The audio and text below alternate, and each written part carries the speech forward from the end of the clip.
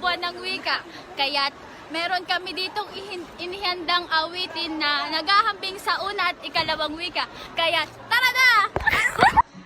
Yan, nandito na kami upang ibahagi sa inyo ang aming ginawang awitin.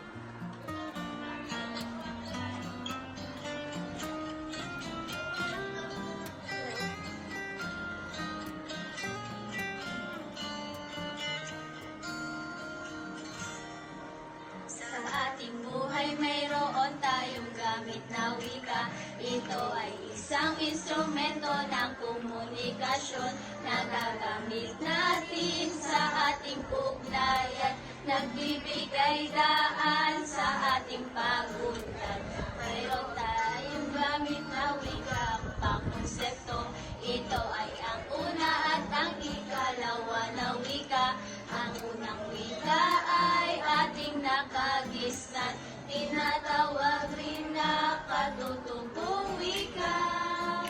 Itinuturo ng magulang sa bata, yung ating nakagisnan. Wikang ating kinamulatan noon, ating pagyamanin ito habang buhay.